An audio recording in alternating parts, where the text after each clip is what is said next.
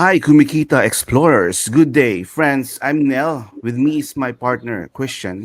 We warmly welcome you to another episode of our podcast. Today's episode is a little different dahil medyo inspirational na may kasamang strategy. Yeah, tama ka, Junel. Personal story of someone who started from micro level business. So sa MSME, ang micro, ito yung pinaka-small. No? So from micro, naging small business siya, and then from small business, naging really large business. So from 1,000 pesos in sales to, billions of pesos in sales from all his chain of companies. So hindi lang natin pag-uusapan paano niya napalaki yung business niya, but we will talk about ano yung qualities needed to achieve that level of growth. Syempre sa mga audience natin. So I welcome Sir Boy or Isauro San Pedro Jr. And I welcome you, sir. He's the CEO of Beamer Corporation. Nel? Thanks for gracing us today, Sir Boy. Can you give us a little introduction about yourself and tell us more about your company? Well, thank you, Christian. Thank you, Nell. Just before I say something, alam mo, this is the first time that I shall be interviewed by businessman and blogger at the same time, no? And I've been in media, in radio, TV, print, na interview na ako doon. But those who are interviewing me are journalists, mga Yes. reporters, no? So ngayon, talagang tunay na tanong na ito, galing na talaga sa mga negosyanteng kagaya nyo, breed of a businessman. So I'm excited. Actually very excited. And as far as I'm concerned, of course, everybody knows me. They call me Sir Boy. They call me ISP.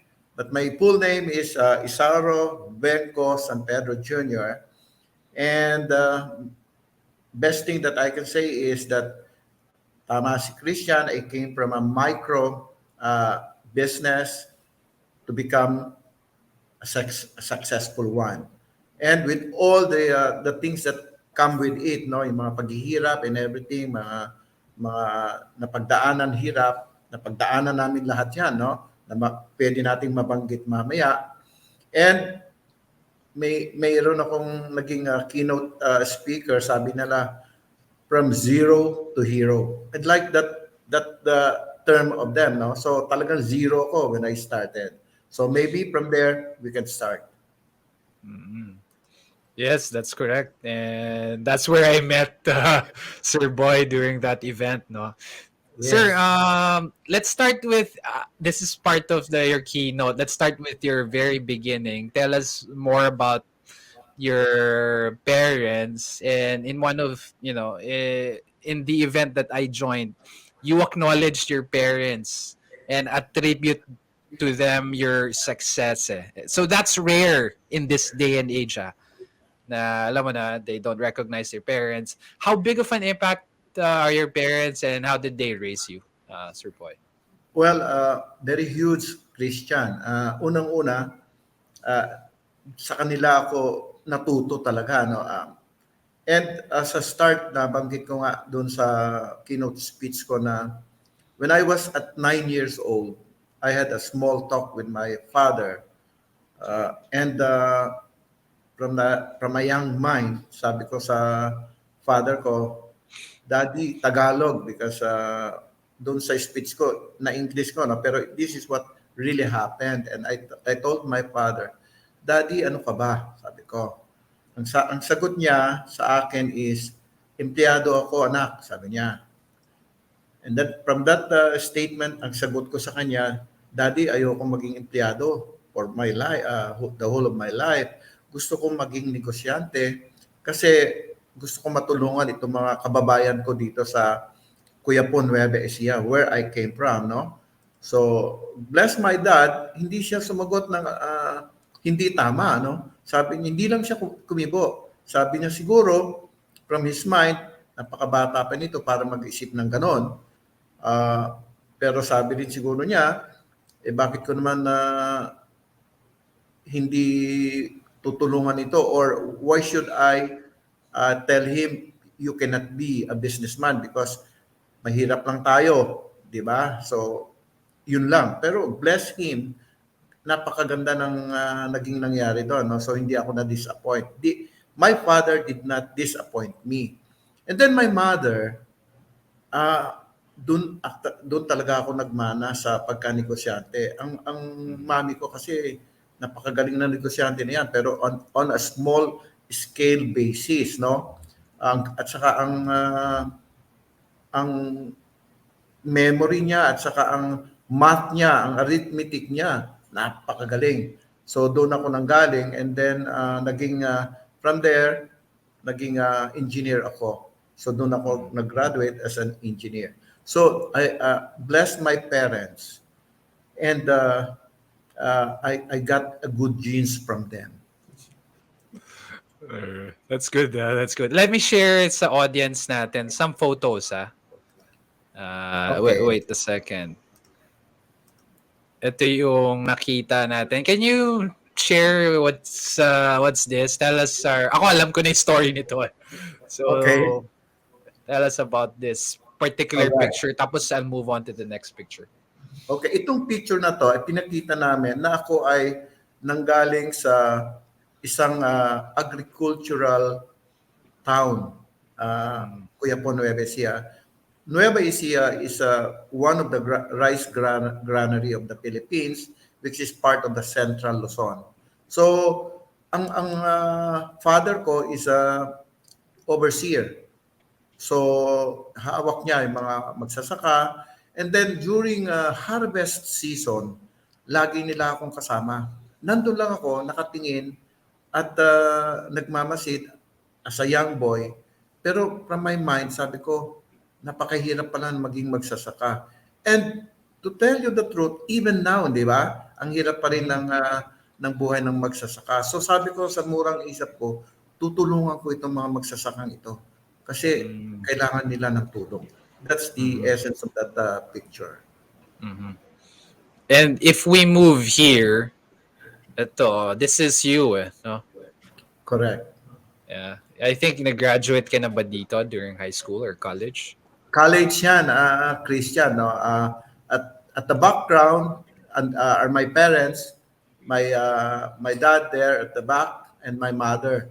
Mami ko yan sa harapan. I graduated as a Bachelor of Science in Industrial Engineering sa National University.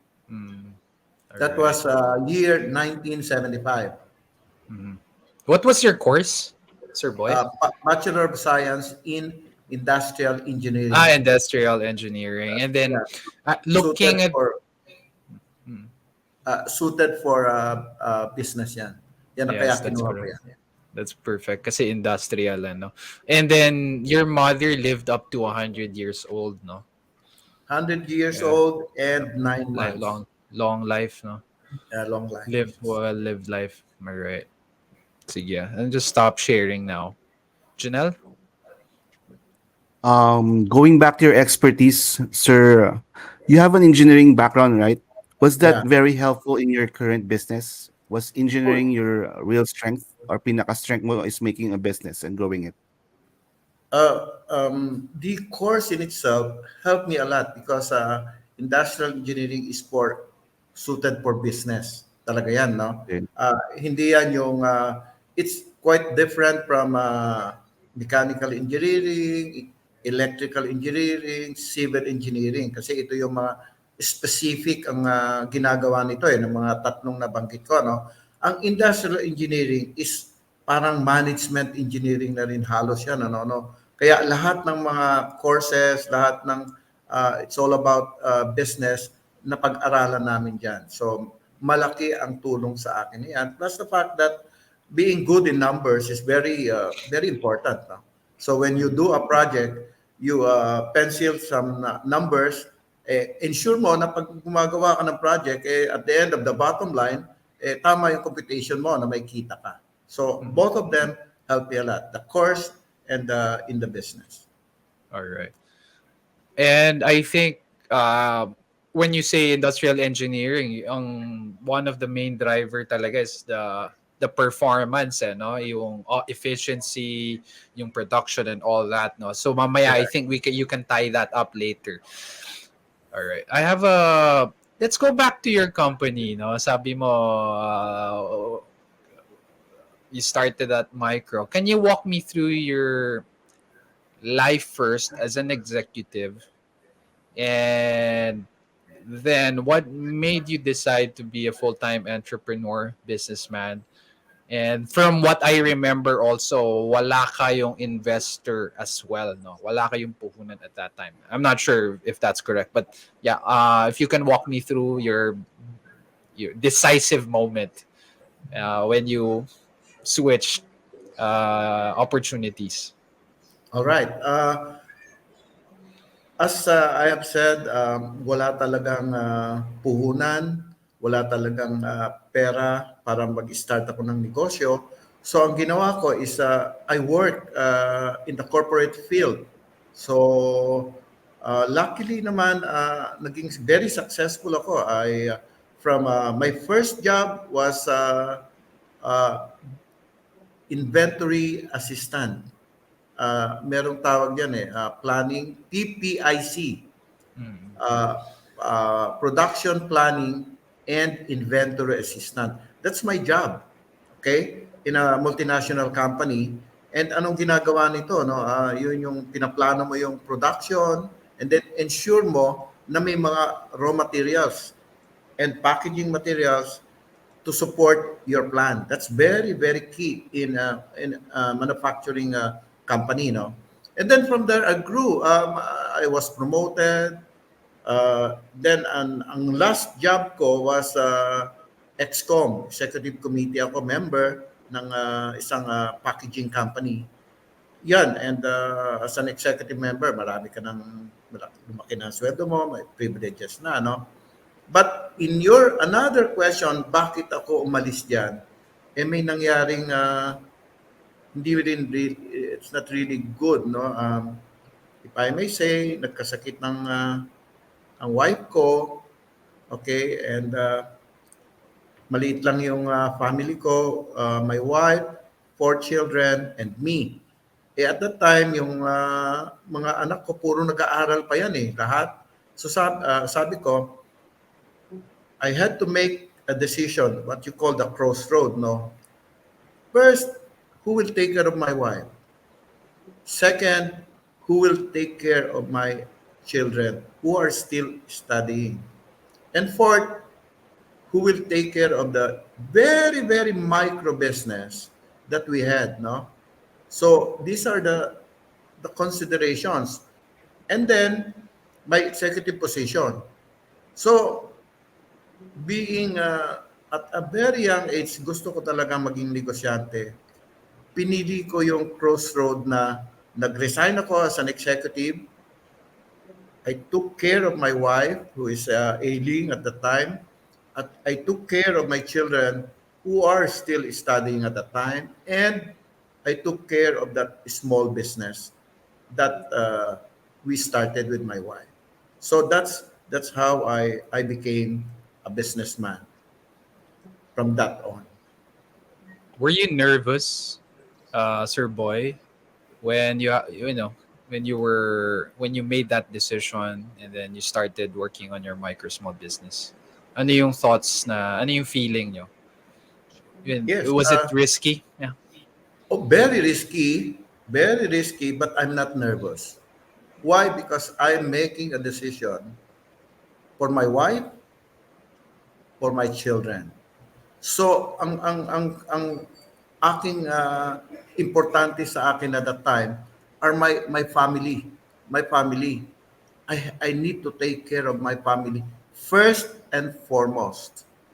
And yung kung nalugi man yung kumpanya, which did not happen, I can come back as an executive. May pangalan na ako sa industriya being a corporate executive, no? So, hindi ako natakot. My mind is more of taking care of my family. Mm. So yung priority talaga was I need to take care of my family. This is more important than anything else. And then if the business fails, I can, go back. Correct. Correct. That's Right. correct. So just a follow-up question kasi madami sa mga viewers natin are also in that, mindset, 'di ba? I have a job pero may business kami, hindi ko ma-full blast eh. Ano yung masasabi nyo sa kanila? Well, napakahirap sagutin na yan. Ano? Nasa, kanyan eh, nasa, it's in the person himself or herself, no? If, kasi mine is more of a, how do you call it? Love and spiritual. We can call it spiritual, no? So, pinili ko muna yung family ko before my job. Mainly because I'm very confident that if something happens na hindi maganda sa negosyo, I can come back. So siguro isa yun sa mga pag-iisipan ng mga maliliit na negosyante. Ano? Meron ba siyang trabaho? Meron ba siyang small business? What is the chance of my small business growing, or what is the chance of me uh, growing up in the ladder of the corporate position? Nasa kanya yon eh. That's basically internal. So I can only be answering based on my experience, but somehow malalaman niya kung kaya niyang mapalaki yung negosyo o hindi.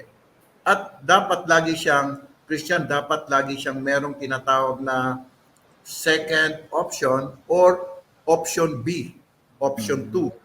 Na just in case he or she made a decision, meron siyang option 1 or option 2 or option B.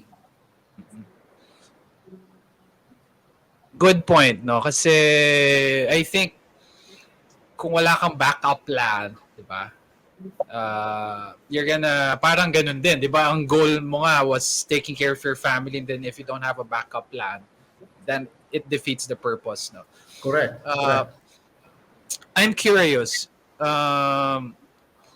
During that time, do you have parang like a vision for your micro business na may potential to, or you were thinking I just pwede rin lumaki to. So nandun din ba nagkaroon ba ng ganong perception ka rin sa business mo? Yes. Ang perception ko nung una is that my business will grow, my business will succeed, but not in the manner that it happened today, na it became quite huge, and as you said, it's in the beast, no? Ang naalala ko noon na para sa akin lang is ito magiging, it's either in the medium scale growth or medium scale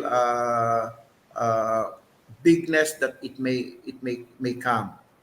uh, gratis or napakaswerte na lang na it goes beyond the medium scale category. And if you don't mind, no, I'm gonna dig deeper kasi halos lahat ng mga guests namin nandun sa stage na yon. So I'm gonna ask another question pertaining to that, and then we can move on, no? Kasi we have a lot of stories to tell. Sa'yo, I think my assessment, kasi I met you before and I saw your story and also the way yung mga strategies mo. Is it because you came from a conservative background kaya meron kang ganong approach, no? Kasi some businesses ngayon, they don't really care, no? Even if they, like, yung mga entrepreneurs ngayon, even malugi sila, they don't care, and their decisions in their business, they go public or they get a lot of investors, they dilute their share. Yun ba, tama ba yung assessment ko na you even the way you said about yung policies mo na kailangan mas malaki yung cash mo, di ba? Yung iba yung perception ngayon eh. I mean, it's they don't want that, no? So is that tama ba yung assessment ko, yung conservatism is also a Okay. big factor. Yeah. Before I answer that, no, alam mo, Christian, you're also a successful businessman, and I also admire your presentation. Magaling ka. So, uh, kudos to you too, no? But ako, when I go into something, I don't have an option for failure. I always have option one, option two. I always have that if things doesn't go right, there will be coming in that a new direction, a new activities, a new plan, a new. So as you can see, I don't have always when we do things here in our company. Wala kaming option na malugi, wala kaming option na matalo. Meron kami laging optimism that we will grow, that we will succeed. That's very important in a businessman, no?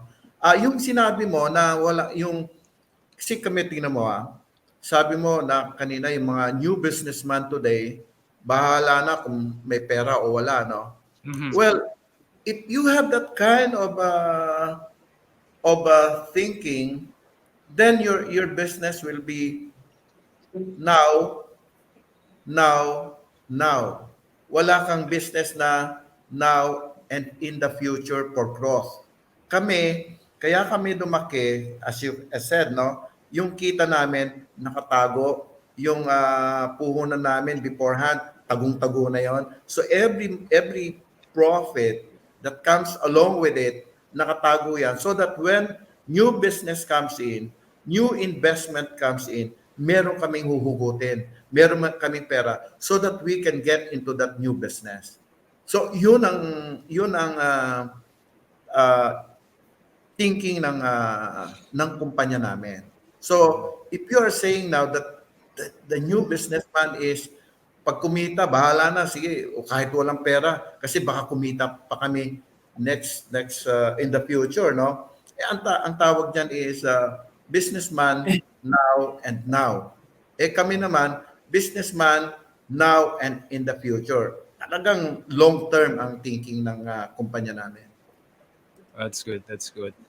Saan kaya galing yung thinking na yan? Since you're the head, where is that coming from? You know, just trying to reflect on that. Okay. It did not come from my parents. Okay. The genes that I got were quite different. Now, this thinking comes exactly to me. When I put up this business, when I envision this business, it nasa akin na yan because I want to grow. I am not just here for now. I'm here to now grow. So nanggaling sa akin yan. And the second generation, by the way, Christian and Nell, they knew that already. I trained my second generation are already trained. So something ako nga pwede na nga akong mag-relax, no? Kasi yung second generation are all good. They are all trained already. They have the same thinking as mine. And what I'm doing now, para makita mo yung tinatawag kong grow, future, was that I'm already training the third generation. And you know how old are the third generation? No. 14, 13, 8, 7, and the youngest is 1 year old. I have seven Wow.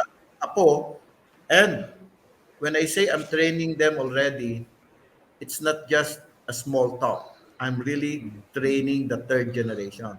Sabi ko, it's alam mo kasi if you are knowledgeable in business, the first generation starts the business, make it grow a little bit. The second generation makes it even bigger, but the third generation loses it. Di ba? If you know Yep. that, the third Yep. generation loses it. I don't want that to happen. I'd like the third generation to be prepared to ensure that there will be continuity. Yan yung nabanggit ko kanina na now, future, future, future. Hindi lang now, now, now. Perfect. Alam mo ba, Sir Boy, kasama yan sa question ko later. Pero sinagot yun na about Sinagot na. Sorry, generational wealth. No, that's important kasi kami, ako, it's my first generation. Eh. My dad, hindi iba yung business niya, iba yung work niya. So this is like my first. This is my first. So that's a good thing that you have that in mind. Let's go back, no? Let's go back to your early stage na you took on your business of your wife. Let's go back to your company, no? And your first machine. Nag-usap tayo during our coffee meeting and you were talking about this first major deal, no? Am I right? This first Yeah, major correct. deal that Correct. allowed you to take on the ever ready battery Blister. blister packing project. So Correct. tell me more about that and what's the story behind this very important thing. If it weren't for this, wala si B. Merck, di ba? If I'm Correct. correct. Correct. Okay. You're right there. No? Ang tawag namin sa makinang yon, Christian, a futuristic machine. Alam mo ba kasi yung pagkakagawa nun, meron kang isang upuan, tapos meron kang isang pagtatrapo. Akala mo yung ang dami nagsasabi yung hindi marunong, ano ito, mga futuristic machine na ano na lilipad parang gano'n ano. Kasi malaki eh. Pero yung tunay na makina nito, Christian, maliit lang. Unique at maliit lang yung nagawa namin malaki, which is quite inefficient in itself, no? Pero sabi mo nga, kung wala, anong tawag, beggars cannot be choosers, no? What you can do, you do so that you can start. So, ang nangyari nito, meron akong kaibigan nag-offer sa akin. Sabi niya, pare, pwede bang, gusto mo bang magnegosyo? Sabi niya sa akin. Sabi ko, yes. Okay naman ako dyan. So, sabi niya, sige, meron akong project. Ibibigay ko sa'yo, hindi, blister pack of ever-ready batteries. Okay. So, okay, I'll do. Pero you need to come up with the machine, ha? Sabi niya sa akin. Oh, okay. Sige, sabi ko. So, ang hindi niya alam, wala akong pera para pambili ng makina. Sabi nga sa'yo, walang puhunan. So, ang ginawa ko, I talked to a lot of my friends. Yung isa, engineer sa isang company, binigyan niya ako ng spare, ng parts. Yung isa, machine shop, kaya mo bang gawin ito? Sabi ko, sige, ginawa niya, babayaran ko. Sabi niya, hindi, magkaibigan tayo. You don't need to pay. And then, when I got everything, ginawa namin, with the help of my engineer friends, ginawa na namin to na full finish na. Kaya, pero, as I said, hindi ito efficient, hindi ito yung tunay na bibilin mo, tapos na, madali, mahirap, no? Pero, what can I do? Wala akong pera. Kaya ito, nagkaroon ako ng negosyo without puhunan, by the way, no? Yun na nga yun, yung makinang yun, no? And because of that, nakapag-start kami ng blister packing. But there's also a story behind that machine. For example, it took me 1 year, almost a little bit more than 1 year to finish a very simple machine. Di ba? Sabi nga nung kaibigan ko, kala ko ba mag-i-start ka na? Sabi, inaayos ko pa ginagawa pa namin. Hindi, nabibili yun. Hindi, nag-con kami, magko-customize kami para sa inyo. Something to that effect, no? Sabi, sige, bilisan mo para makapag-start ka na. See, ang bait ng kaibigan kong yun, no? So, after 1 year na nagawa ko na yung makinang yon, ang sabi ko, pare, tapos na, pwede na kami mag-start. Okay, good. So, binigyan niya na ako, nagkaroon na kami ng PO. So, gumagawa na kami. At ito yung tinatawag nung nabanggit ko beforehand na backyard business. Literal backyard business. Talagang sa likod lang ng bahay namin, ano? Doon kami nag-start. Okay? And when we are doing it already, Christian, what happened was may yung gumagawa noon ng ganon, na up to now, naging dalawa na kaning gumagawa. Pero itong kalaban ko, napakalaki. Napakalaki. Malaki na, up to now, malaki pa rin sila. No? But I can still see them, no? Sabi niya sa management ng Everready, oh, yung gumagawa sa inyo, napakaliit lang yan. Sabi niya, ba, hindi niya kaya tapusin. Na-check ko. Sabi, parang nagkaroon siya ng, alam niyo, gathering of intelligence gathering, business intelligence gathering. Nalaman niya, sa likod lang ng bahay namin ito, no? So, sinumbang niya ako doon sa management ng Everready. Sa awa naman ng Diyos, thank God, hindi siya pinansin. Sabi ng Everready management, konti lang naman ang ginagawa na yan. Pagbigyan mo na, ikaw naman, say, ako yata is 10%, siya is 90%, nagre-reklamo ka pa, parang ginanon siya. So that's how I started, or how we started that Beamer company. Okay. Ito, share lang natin tong photo nyo, itong machine para sa viewers natin. Hold on. Ayan. Nakikita nyo ba? Ayan. Yeah, right. Sir. So is this siguro mukhang this is not the first machine, no? Am I right? Yeah, that's not the first machine kasi medyo sophisticated na to. Yan na yung mahal na makina, no? All right. It happened 31 years ago. So yung makina na chop-chop na eh. Ginawa namin kasi di ba sabi nga nila parang yung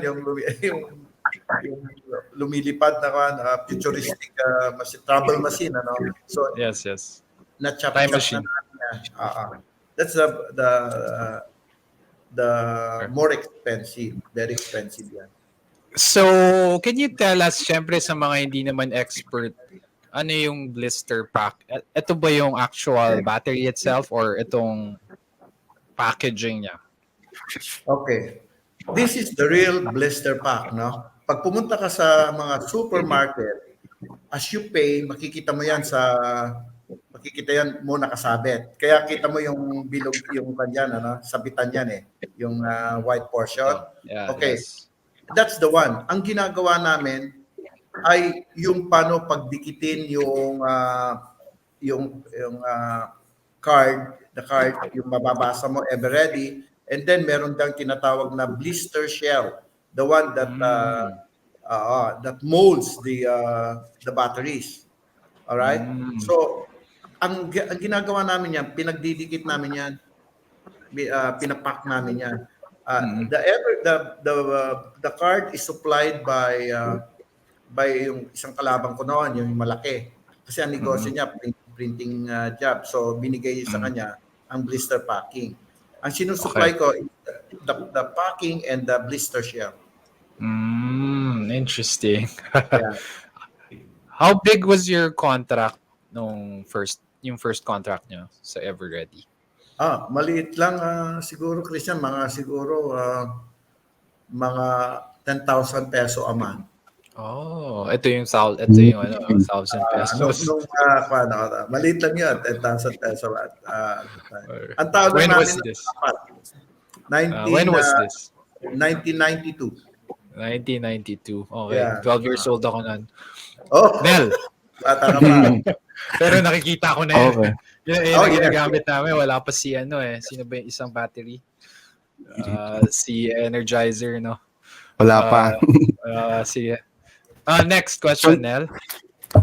So now you have this great project, Sir Boy. Tell us, ano yung mga big moves that you took from the Everready battery project to the next big project? Can you describe to me what were you thinking at that point when you closed this big brand deal? Did you have an investor na here or purely self-funded kayo? Okay. Magandang tanong yan, Nel. No? Ang Beamer is purely self-funded. Never kami, for the first 20 years, I think, wala kaming utang at hindi kami umutang. Self-funded. Yan yung sinasabi ko, now, ma-appreciate nyo, no? Pag kumita kami nung una, pag kumita kami ng, say, 2,000, out of the 10,000, nakatago yon. Ganun kami. Ako at the time, ganun ako katipid. At up to now, matipid ako, Christian and Nel, no? So every time na may kita kami, yung perang yon hindi nawawala, hindi namin ginagastos, nilalagay namin yan, iniipon namin yan. So lumalaki yon. Okay.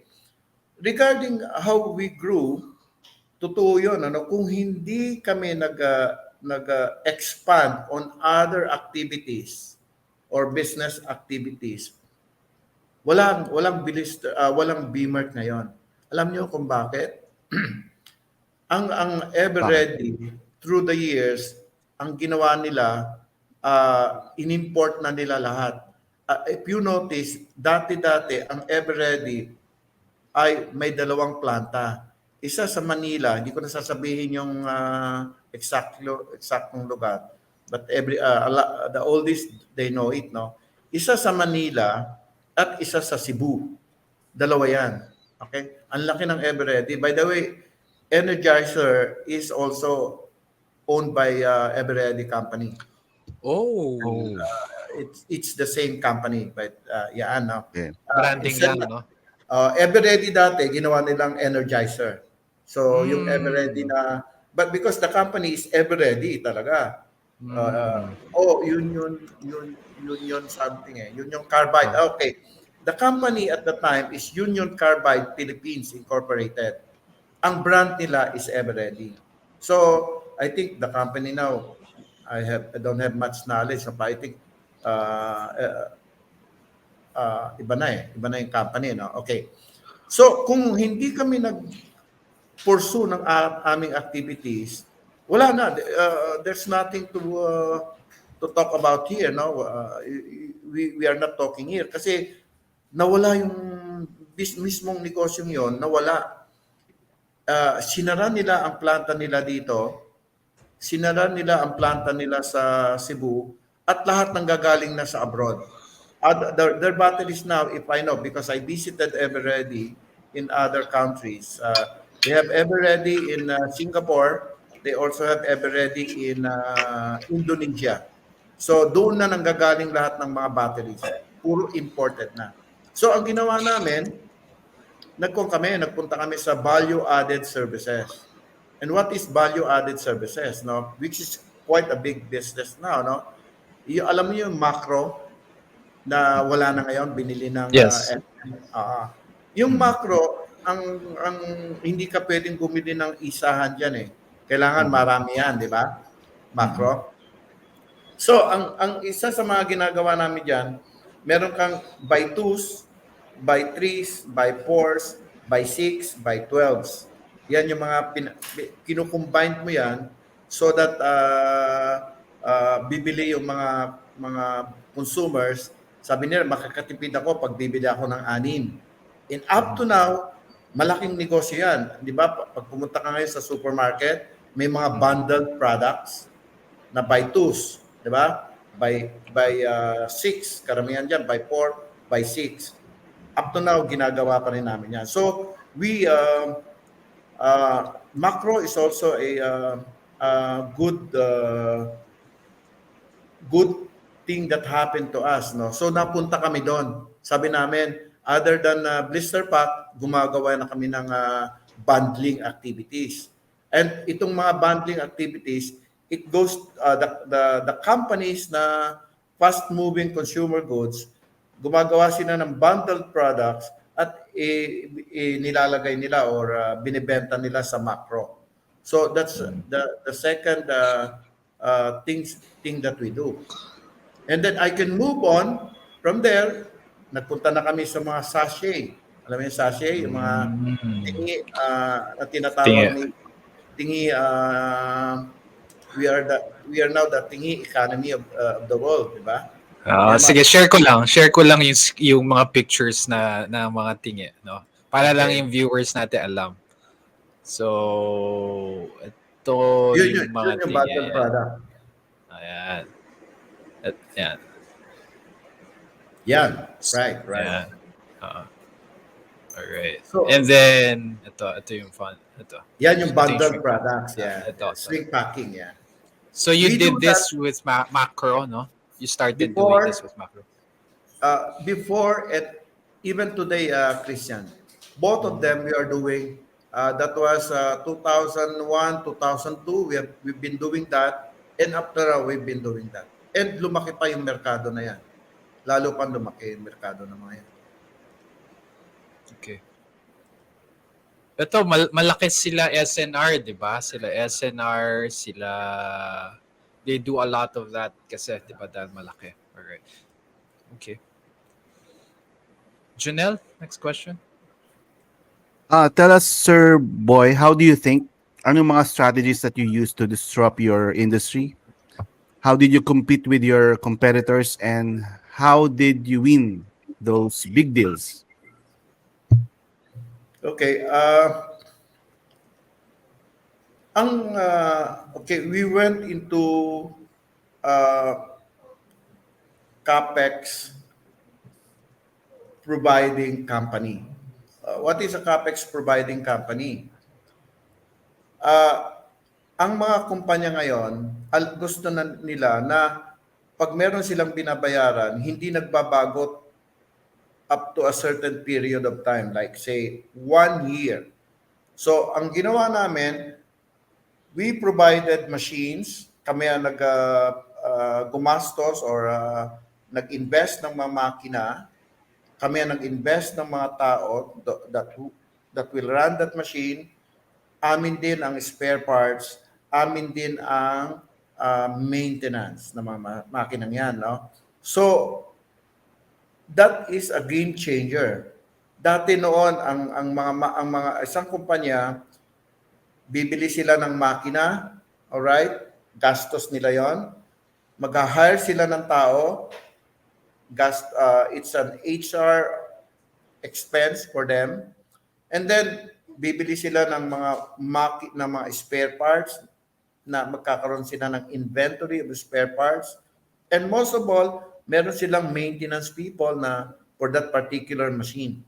That to them, matrabaho.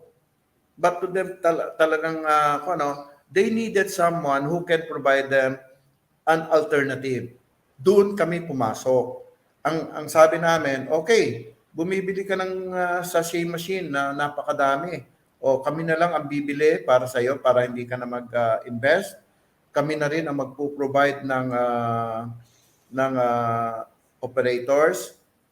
In terms of maintenance, kami na rin, pag nasira yan, wala na kayong gagawin, kami na ang gagawa. And yung mga spare parts, pag nasira, hindi na kayo bibili kung saan-saan. So, meron na kami. So, napaka-efficient para sa kanila yon. At for a certain period of time, sasabihin nila, ang binabayaran namin mula January hanggang December, iisa lang na halaga, hindi nagbabago. Whereas before, pag nasira yan, every month iba ang gastos nila, no? So na-appreciate yan ng napakaraming kumpanya. That's how we grew. We invested in a lot of these, and our biggest investment was putting up a manufacturing plant for a big company. That's a 4,000 square meter plant. Amin lahat. Wala na sila. Ginagawa namin ang kanilang mga produkto. Ang sinusupply lang nila sa amin yung raw mats and pack mats. Pagbigay namin sa kanila, ibebenta na lang nila. How can that be so? It's so efficient that everybody wants to do that, no? Doon kami medyo lumaki. Doon kami medyo na-appreciate ng mga manufacturing companies. And up to now, we're doing that. Up to now, we're doing that. Okay, I just want to touch on that, no? Kasi this is an important thinking, no? What I noticed is, and tell me your secret, no? What I noticed is you see the problem and you see an opportunity, no? So yung mga moves that you made, it seems to be coming from you seeing something that no one else is seeing. Like for instance, you move to packing sa macro. Uh, Probably no one saw it but you saw something and then you created this service and then yung ano nga yung mga equipment, no, that your manufacturing partners want, you saw a problem that they don't see and then you offered it. So what's your secret in having a very good eye and keen eye to see, hey, nakikita ko opportunity kasi yun ang important sa mga business person eh. To be able to look at things and then yung iba, ay, nakikita lang nila yung business nila. Ikaw, may nakikita kang opportunities. That's why you have a lot of chain of companies na bigla na lang nagsispin off kasi you saw something. What's your secret? Well, Sir? I don't know if it's a secret, Christian. No? It's there na lang eh. Ako kasi, I'm a business generation person. I am one who thinks we can do something, we can do this kind of business, and let's do it. I'll give you a very good example. And the person is here. The person is here, no? Okay. Merong nag-retire. He's here and he's proud of it and I'm proud of him also. Merong nag-retire na isang ang career niya from marketing, biglang napunta siya sa nagpapatakbo ng school. Okay? So for the rest of his life, napakalaki ng buhay niya is in the education business. All right. And then nag-retire siya. Okay? So for a while, 60 years old ang retirement. So nag-limbo siya for I think another 5 years or 6 years. And then since kilala niya ako, pumupunta siya sa akin once in a while. Sabi niya, boy, pwede bang magtrabaho ka sa'yo? So, retired na to, Christian, no? 65 or 66 years old. So, anong gagawin nito? Di ba? So, sabi ko, ano kaya gagawin nito kung ano? So, sabi ko, nung una, sinasabi ko, wala pa eh. Wala pa kaming need eh. So, pag may need, tatawagan kita. Pero in reality, talagang walang need, no? Ang tiyaga. So, it took him, I think, 1.5 years, dalaw dito, dalaw doon. I need a job. Minsan, magdadala ng tao rito. Sabi niya, merong i-offer na negosyo. Pag tinignan ko yung negosyo, walang ka, parang, ano ba to? Negosyo ba to? O niloloko ko nito, no? So, minsan nga, sabi ko, ito, kasama na yata ito sa mga scammer, ah. Okay, ganun, no? Pero ano mo, mabait ako eh. So, there was one time, talagang, I think, there's a desperation in him. But this is the one thing I wanted with this guy, no? Talagang may perseverance, may push eh. Sabi niya, baka pwede na. Tagal ko nang nag-a-apply sa'yo. Sabi niya, alam mo, itong ginawa ko. O sige, punta ka na lang dito sa akin. Sige, mag-work. I gave him a salary. I gave him a cell phone. I gave him everything. It's like he's a talagang real employee. Pero walang ginagawa for almost 6 years.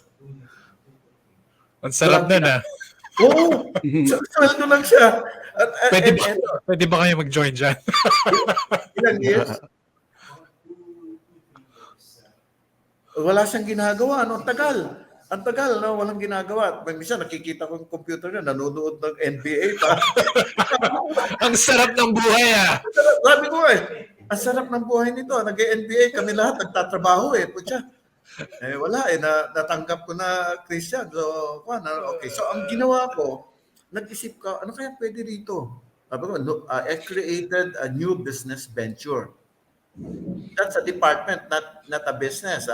New business venture. Sabi ko, Bernie, ikaw ang humawak nito, new business venture. Maghanap tayo ng mga negosyo, maghanap tayo ng ganito.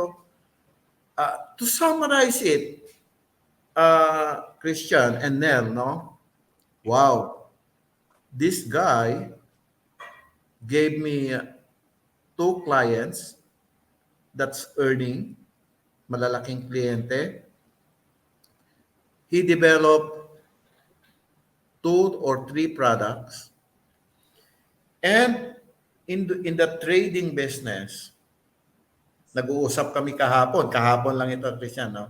Sabi namin, ito yung kikitain ni Bernie, pwede na tayong wag magtrabaho Dahil yung kita pa lang niya, buhay na tayo. So, the, when you do good things comes as well with you. So I'm very proud of Bernie is here today. If you want to see him, I can show his face. Sure. Come Okay, on, come Bernie, on. come here. At saka, joke as this is kaya ko siya kinuha kasi he will be the oldest in the Alright. instead of me being the oldest in the company, he's the oldest in the company now. So yeah, show yourself. Hi, Bernie. Hi, Bernie. Hi. Hi, hello. Nice to Hi. meet you. Hi, Christian. Hi, Nel. Yes. Hello. Hi there. You can Nice ask to him meet question. So, ako na tanda sa kumpanya. I just turned, hindi ko man turn, just turned, but I turned 71 last February. So, 71 Anong years old now. anong masasabi nyo kay Sir Boy and his leadership approach Well, and yung birthday nga niya greet ko siya, sabi ko, kasi ang tawag namin sa kanya ISP. So I can actually summarize your leadership in terms of your initials. No? ISP, I stands for inspirational. So S stands for supportive. And P stands for tawag dito, problem solver. ayan. Problem solver, and at the same time, napaka-clear yung kanyang purpose. He is a very purpose-driven leader. And we all follow him, we follow his vision. And this being supportive and very uh, goal-oriented, inspires us. No? Of course, si ISP naman earns the respect kasi he walked the talk. Okay. Actually, isa sa pinakamasipag dito. Hindi namin ma-outsipag si ISP actually. The number of hours, Monday to Saturday, maski nasa labas siya, nagtatrabaho pa rin. Okay, minsan sabi, nakakatanggap kami ng text. So talagang he walked the talk. Basically, that summarizes his leadership. No, we always follow leaders who walk the talk. Yun. Thank you for that. Sir, thanks a lot. Yeah, thank you. for, Sige. So back to back to ISP. Sir Boy. Okay, ISP. thank you. Yeah, thank you so much. Thank That's you. good, that's good. Thank you, Bernie. Appreciate that. Thank you. You So were- going back, sir. Sabi niya, inspirational. What's S, sir? Supportive. And P is problem solver. Purpose-driven. Yeah, and problem Purpose solving. driven. Okay. Yes, that's good. And these are, naunahan tayo, nasabi na eh. Yun yung last na question natin earlier. But thank you for that, no? Nel, you have a question. Nel. Sir Boy, can you walk me through or can we walk us through, Sir Boy, some mga skills that you developed, or if you can still remember in the stages of your company from micro to small to large? Skills that I developed. Yeah. I really don't know skills that I developed. No, but I am a graduate of three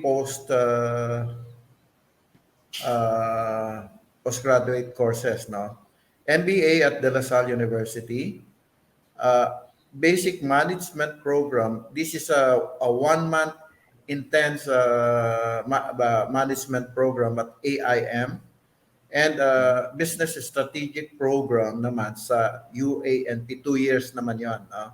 So Mhm. it's more of the the mind doing things, no? Thinking, gaya nga nasabi ni Christian kanina, what are the source of your, how do you know that it will come out? How do you know that it will happen? Yung mga gano'n, no? Siguro, meron ako, I'll give you a very good example. But, Mhm. nagtatrabaho pa lang, okay, when I was still small in the industry, itong company na namin, micro pa rin, ano, Mhm. yung kapitbahay ko ay successful na sa isang negosyo. Okay.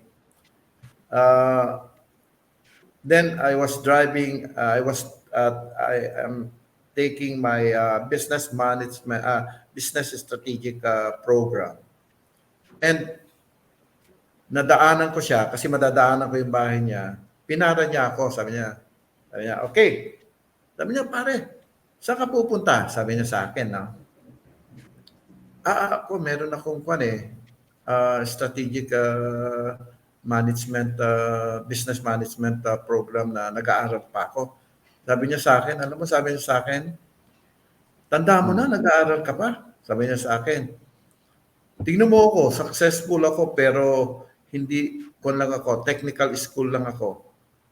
Sabi niya. Tapos, yung mga anak ko nga, pinagsasabihan ko na, hindi naman okay lang na hindi kayo masyadong seryoso sa pag-aaral nyo kasi wala naman. Ako nga, technical graduate lang, naging successful. Oh, wow. I was so depressed with that, not for me, but for the guy. Sabi ko, oh, is that the kind of thinking of this guy na naging successful daw siya dahil magaling siya siguro sa tingin niya, pero hindi na, wala na yung everyday learnings ba, the courses that you're taking up. And ako, I don't stop learning. You know what Mhm. happened to him? 2 or 3 years after, 2 or 3, hindi naman madaling nangyari, but 2 or 3 years after that incident, Mhm. na-bankrupt siya, na-bankrupt siya, bless his soul, he passed away already, younger than me. Na-bankrupt siya. And you know what happened to the family? Nagkawatak-watak. And mas malaki siya sa akin noon. And 3 years after that, my company is growing, growing, growing, and up to now it's still growing, growing, growing.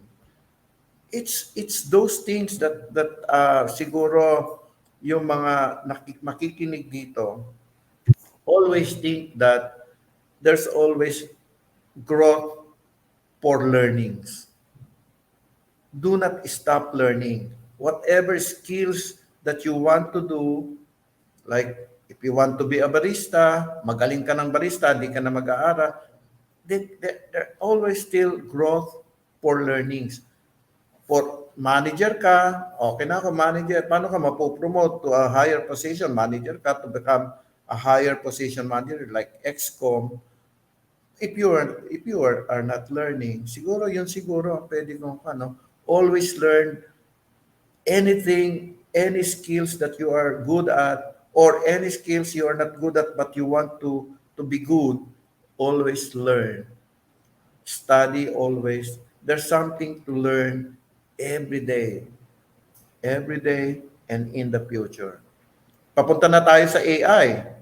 Baka wala Mm. nang gamit ang mga kwan later on. Ang mga tawag dito, yung mga BPO. Yes. Di Diba? ba? Yun Sa yung So, magiging challenge. what we shall do, let's learn on Yeah. AI.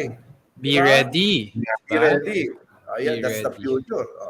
Yep, yep. And that's what we've talked a lot about that even during the after your keynote I discussed that, diba? Ikaw, magaling ka dyan, Christian. Di So, naman. Mhm. We just want to educate the people, and that's why we have this show, Sir Boy. This yeah. show is For entrepreneurs by entrepreneurs, no?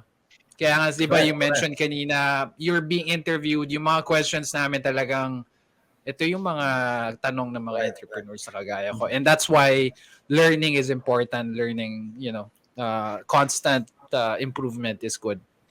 Correct. Eto, you mentioned this to me. A lot of investment companies have been approaching you already to put your company in the Philippine Stock Exchange. So making you, yeah, a bigger company kasi more funding para to get more capital.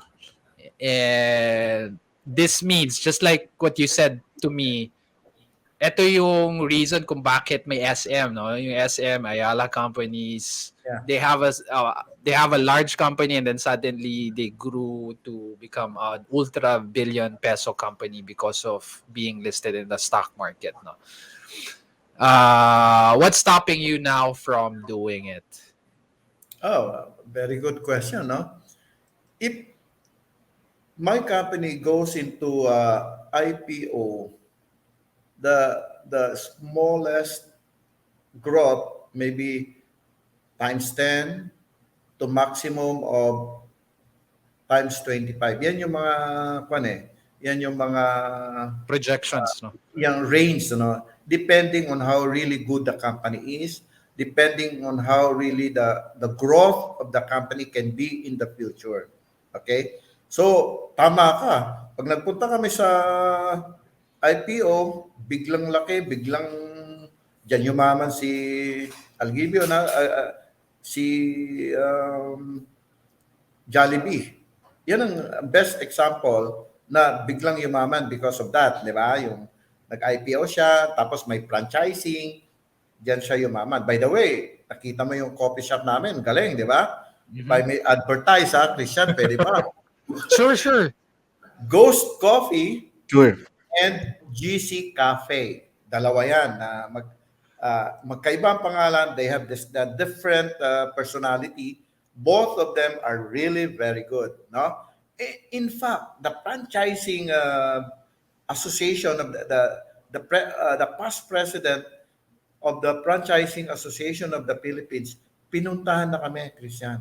Aside from yung sinasabi mong IPO, itong coffee shops namin, gusto na nalang ipa-franchise. Sila na mismo magpapa-franchise, we will pa, no? But sabi ko nga, itong business na to sa amin, sa ngayon, I said, now is just for passion business or hobby business. Hindi pa namin ito kinukonsider as a business in itself. Hindi pa, no? Now, yung IPO naman, marami nang gustong apat na yata yung kumausap sa amin. No, two are IPO related. They want us to go into IPO. The other one is they want to invest in our company. The two. So, without mentioning those personalities or entities, dalawa ang gusto nang maging they would like us to move or grow into IPO, no? And the other one, they want to invest. Okay? Alam mo, Christian, minsan democratic yung namin, yung board namin eh. Ako gusto ko na, no? Pero I'm outvoted. 4-1. 4-1. So, hindi, 3-1. 3-1. So, talo ko, Christian. So, kaya wala pa kami dyan, no? Sayang nga, no?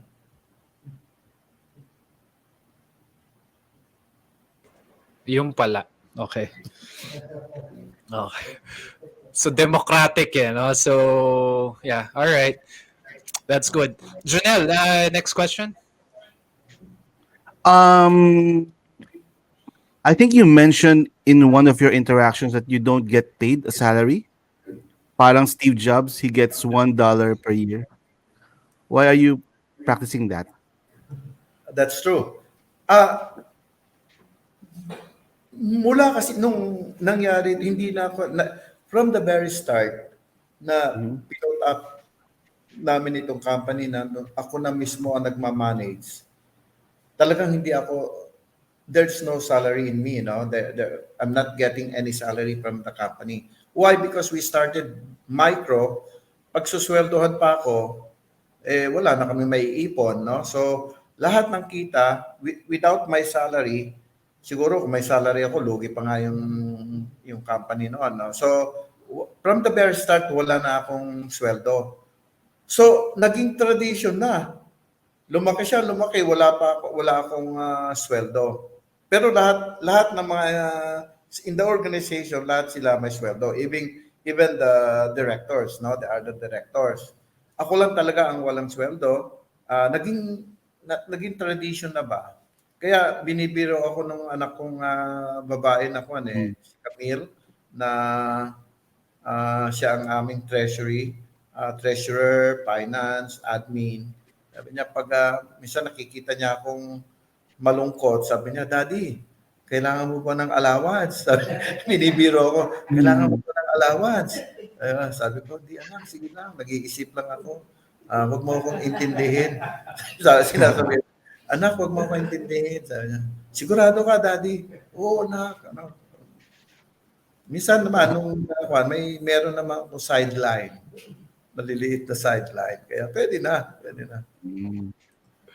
All right. That's Sir how it Boy, happens. what's your management style? I heard you don't discriminate on age or youth, but you can see through the potential of that person. Is that instinct that you have developed? I heard you hired a seven. Yeah. Yeah, in this company, there's no discrimination. Okay.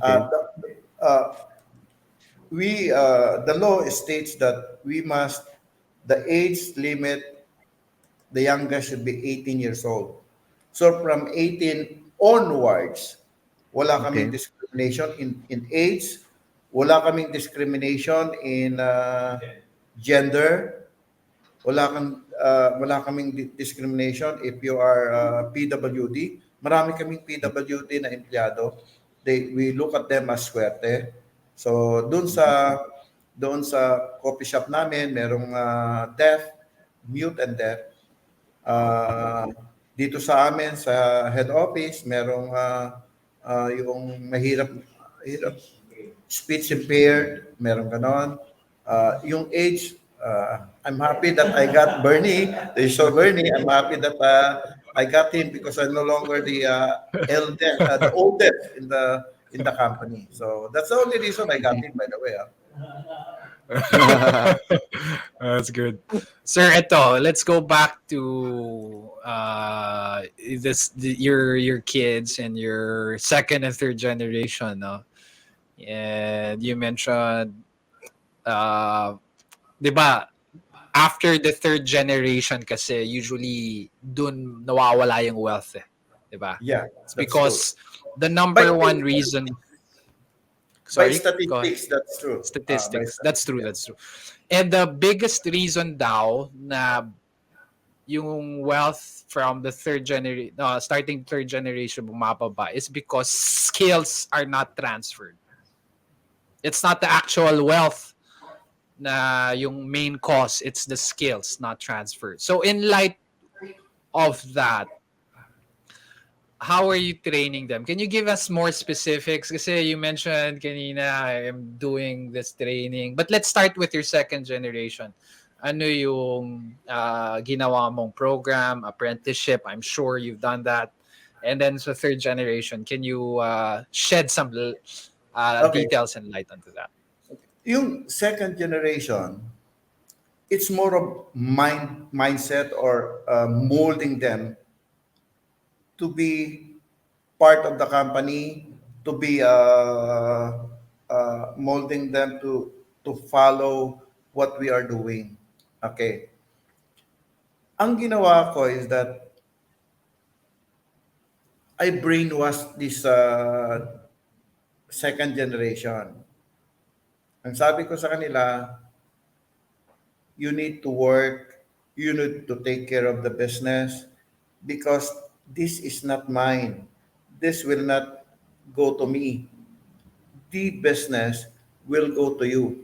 So you put efforts, you act like you are not the son of owners, daughter of owners, and they are not acting like son of owners. They are acting like they are part of the company.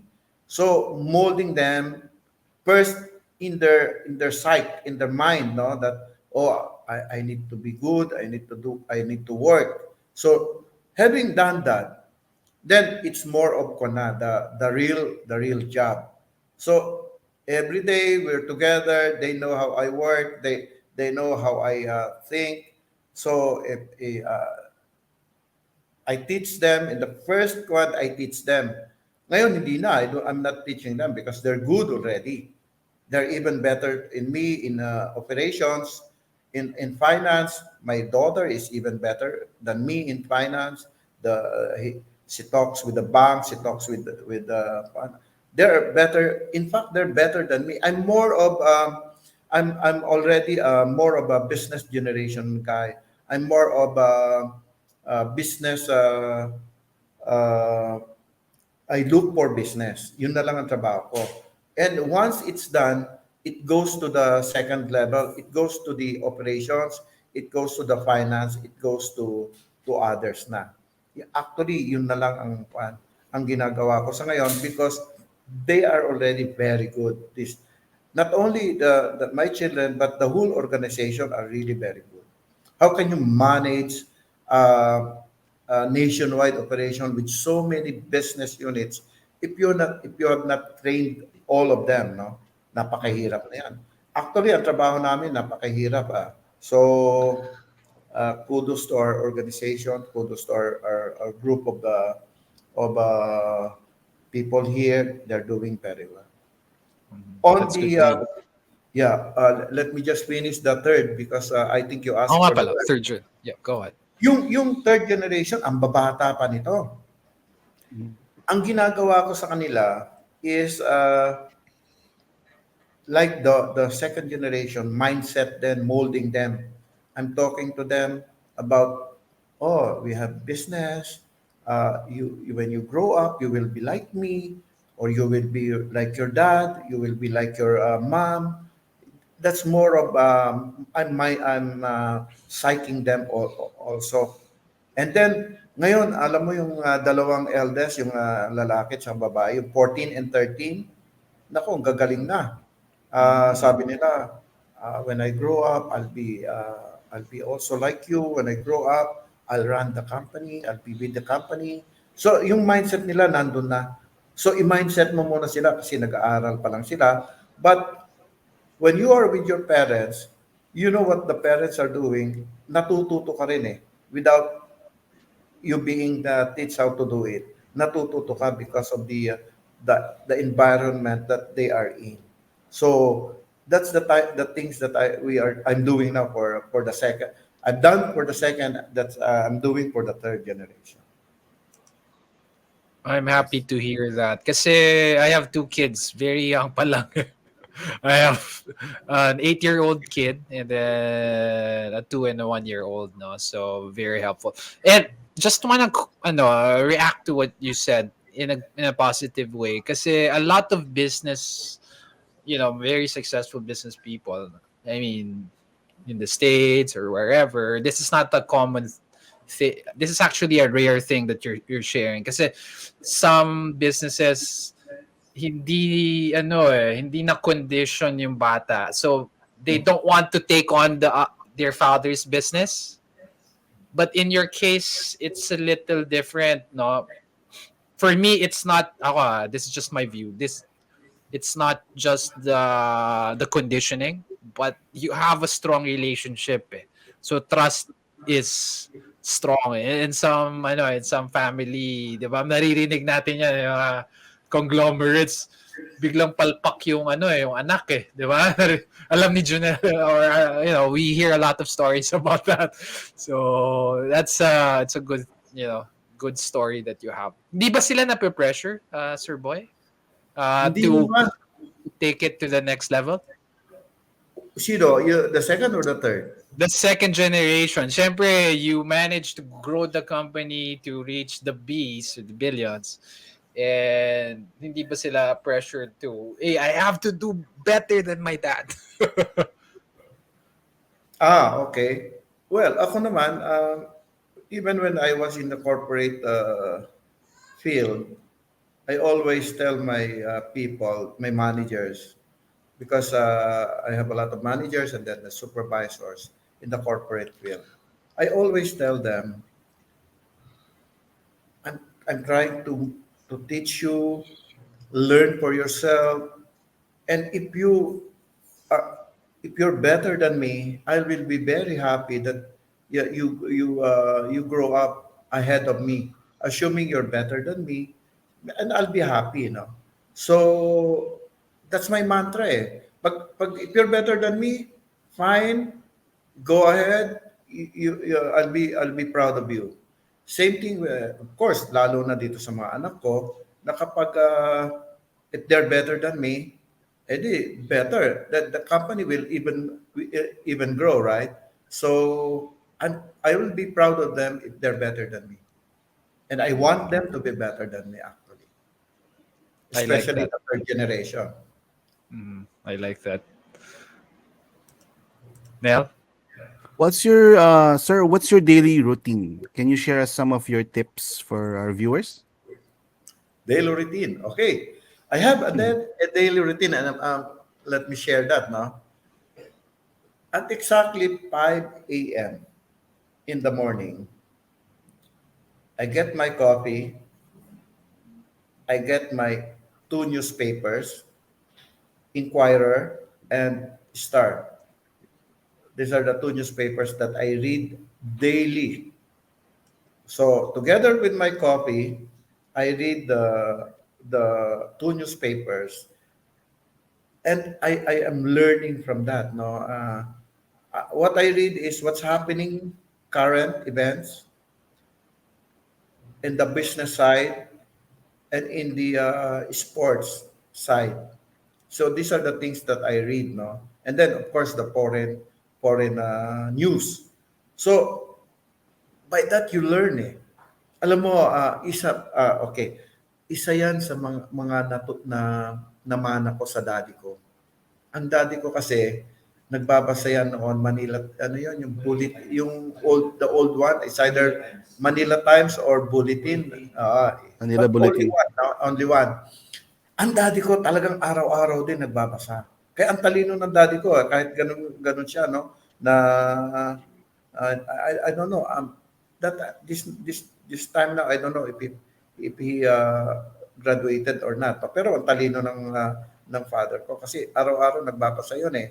So, ang nakaupo siya, nagbabasa siya, alam mo, ang binabasa ko noon, yung comic section, yung mga, di ba? Yeah, yeah, Oo, yeah. yun ang binabasa ko noon.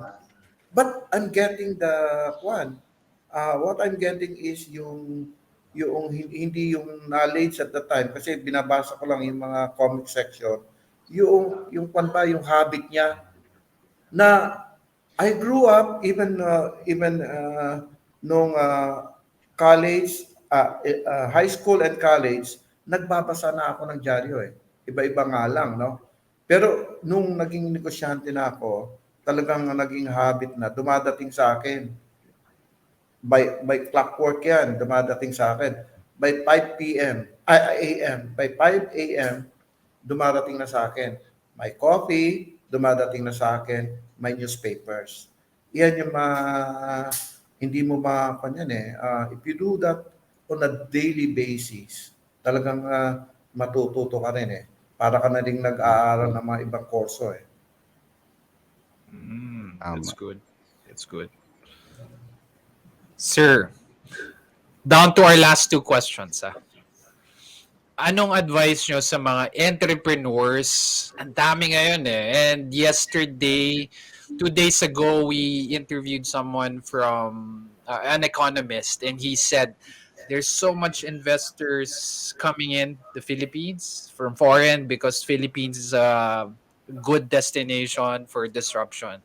Anong advice nyo sa mga entrepreneurs na walang puhunan or hindi sila napansin ng mga investors? Naku, Anong ako yan gagawin na. nila? Pero ako yan nung walang puhunan buhay ko yan. Yes. Pero at the time, wala pang maraming investors. So, Hmm. napakahirap na tanong yan. No? Kasi Oo. uh, Walang puhunan, kasi napagdaanan ko walang puhunan, pero ngayon wala ka puhunan pero maraming investors. Okay, siguro may idea kang negosyo, all right? And you feel that that business will grow. You go find help. You go to someone who you feel can help you. You go to someone that can help you with finance, with technology, with other things that's needed for the business that you want to go. In fact, we discussed that, Christian. Mm-mm. I'm willing to help startup businesses that we feel will generate good results. Ito yung tinatawag na we can follow Shark Tank, di ba? Ikaw Mm-mm. ang alam ko lang noon, alam ko si Mavericks owner yan eh. Si Mm-mm. si Sino ba yan? Cuban, si Cuban, Yes, Mark Mark. Mark Cuban. Cuban. Yeah, Si Mark Mark Cuban, Cuban. meron he's a part of the Shark Tank, di ba? Ang alam ko Yeah, lang Shark nga lang eh. Naalala ko Shark. Sabi ko, Shark Tank, tama yan, Shark Tank. tama, tama. Mark Cuban. Alam mo, ako, I'd like to come up with the same uh, how do you call it, program na ibahin lang natin ang pangalan na may magpipresent, mga 5, 6 muna. Ito, one season. Okay, we need 5 or 6.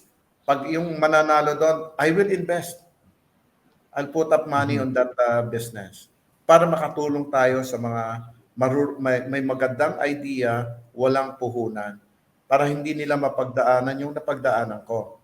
So gusto ko na magkaroon tayo ng ganyan na ako, willing ako to invest. That's good to hear. That's good to hear. We'll come up with a plan for that, sir. Yes, yes, let's do that. Let's Yes, do that. yes. Yeah. Nel, this is Um, our last question. yes, last question. Sir Boy, madaming businesses na nagfe-fail. So you mentioned kanina, when you start a business, you don't see yourself failing. Like 60% ata are failing. If you will be one of the economic advisors of the country, what would you recommend we should do for to reduce the failure rate? Well, kailangan talaga niyan tulong ng gobyerno, no? Alam mo, maraming failures kasi mag-uumpisa ka pa lang put up ng negosyo, napakarami ng hurdles. Pagpunta mo sa DTI, I'm sorry to the government agencies, pero maybe we can improve on the services of the government agencies. Na pagpunta mo, makuha ka agad, ma-incorporate mo kaagad yung negosyo. And punta ka dito, tutulungan ka ng agency na to. Pupunta ka dito, pupunta ka ng agency na to. That's one. Okay? And sana naman wag iipitin yung mga, lalo na yung mga nag-start na negosyo, wag nang iipitin kasi talagang hirap yan. Lalo na yung mga startup, talagang hirap yan. So, kung mapapaangat, maganda yan. Di ba merong tinatawag na, ang binibigyan kasi ng, dapat yung mga bangko ng gobyerno, we have, I think, 2 banks, DBP and DBP and Land Bank? Land Bank of the Philippines. Meron silang nakaset up na for MSME nga eh. Hmm. Di ba? Pero dapat mapunta sa tamang beneficiaries yan. Kasi kailangan natin yan. Okay? Now, on the business side, businessman side, kailangan natin, nabanggit ko na nga, kailangan natin maging masipag, kailangan natin maging matyaga, kailangan natin alagaan natin ang negosyo natin. Nabanggit ko na kung talagang gusto mong mabuhay yung kumpanya mo, ay kailangan mag-set aside ka ng pera para for your growth. Not only for your growth, para pag nagkaroon ka ng little problem, hindi ka kaagad babagsak. Like for example, nagkaroon ng COVID-19. Di ba? O anong nangyari kung wala kang pera? Ang tinatawag natin during the COVID-19, cash is king, di ba? When you say Mm. cash is king, Yes. kailangan meron kang walang negosyo, meron kang taong pinapasweldo. So kailangan meron kang, say, ang sabi nila sa yung mga business finance people, ang sabi nila 8 months runway. What is 8 months runway? Na yung pera mo can last up to 8 months of operational expenses. So there are times you need that eh. There are times you need that, no? So, yan, kailangan mo mag-ipon. Kailangan mo, you need to learn the since small company ka, small financial things to do para maipon mo ang pera mo. Magbangko ka. Huwag yung, alam mo, ang pera, pag nasa bulsa mo, kahit na nasa bahay mo, ang daling gastusin yan, di ba? Ibangko mo Mm. yan, mahirap i-withdraw. Pero habang nakikita mo nadadagdagan ang pera mo sa bangko, lalo ka nagiging uh, you are more inclined to bank. You are more inclined to put your money in the bank. So these are the small things that the small businessman must do for you to survive and grow. Thank you Thank you so for that. much, Sir Boy. Thank you for gracing us today. And any last words sa mga kumikita explorers, Sir Boy? Last words. Of course, I wish all of this Kumikita Explorer to grow your business uh, and to succeed more and just learn, and sipag, you will grow. And God bless and be big someday. All right. Thank you so much, Sir Boy. And with that, Nell, Thank see you you so next much for watching. and see you again on our next episode. All Thank you right. too. Thank you. Bye. All Thank right. you.